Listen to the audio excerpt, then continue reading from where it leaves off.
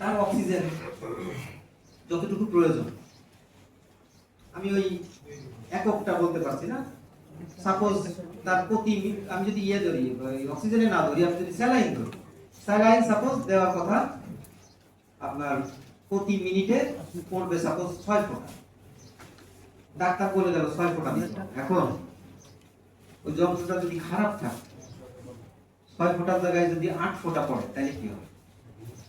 রোগীর সমস্যা হতে পারে। তেমনি ভাবে অক্সিজেন যে যন্ত্র দিয়ে আমি মাপছি, একজনকে যতটুকু ফ্লো দেওয়া দরকার তার থেকে যদি বেশি হয়ে যায়, তাহলে কিন্তু সে নিতে পারবে।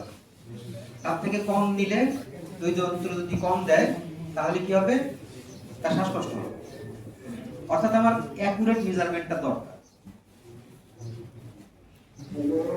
আমাদের সরকারি হসপিটালে পাওয়া গেল পয়েন্ট এক পাওয়া গেল 1, একটা বেসরকারি ক্লিনিকে গেলাম, সেখানে পাওয়া গেল 1.4,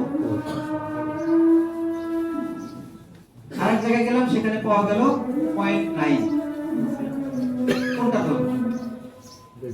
যেমন যেখানে এক্স-রে আছে বা রেডিয়েশন হয়, সেখানে হচ্ছে Bangladesh atomic energy regulatory authority বাইরে থেকে সার্টিফিকেট করে দেখতে পারে, দেখলে বোঝা যায় উনি এবছর রেজিস্ট্রেশন নিয়েছেন। কিন্তু ওনার যে অক্সিমিটারটা, অক্সিজেনের মাত্রা ঠিক আছে কিনা, এই দিচ্ছে কিনা, এইটা তো আমার বিএসটিআই করতে হবে। এখন আমি বললাম বিএসটিআই কিছু লিমিটেশন আছে, ওনাদের জনবলের ঘাটতি আছে, আর পাশাপাশি ওনাদের বাইরে যাওয়ার প্রবণতা কতটুকু আছে সেটার উপর অনেক কিছু নির্ভর করে। উনি প্রতিদিন কতটুকু মানুষের কাছে যাচ্ছে, রেগুলার যদি যায়। আমার মনে আছে আমি যখন ইংল্যান্ডে ছিলাম, তখন আমার বাসায় আমরা যে সব সাথে সবাই একসঙ্গে থাকতাম, বাঙালি কিছু ছেলেগুলো, আমরা একই বাসায় থাকতাম। তখন ওরা অনেক হোটেলে কাজ করতো, তো বাসায় এসে গল্প করতো, আজকে ফুড ডিপার্টমেন্টের লোক আসছে, অথবা এরকম গল্প করছিল আগামীকালকে ফুড ডিপার্টমেন্টের লোক ইন্সপেকশনে আসে।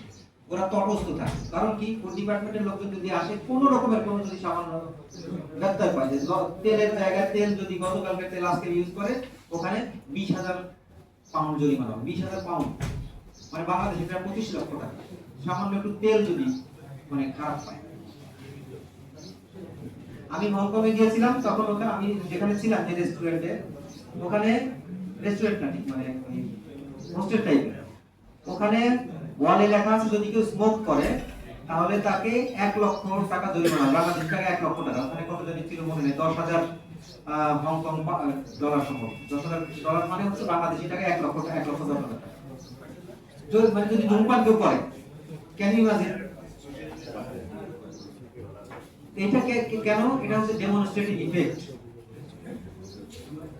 আমি সব জায়গায় যে আমার এই 1500 লোককে জনে জনে মনিটর করা সম্ভব না, আমাদের ডেমনস্ট্রেটিভ ইফেক্টটা দরকার।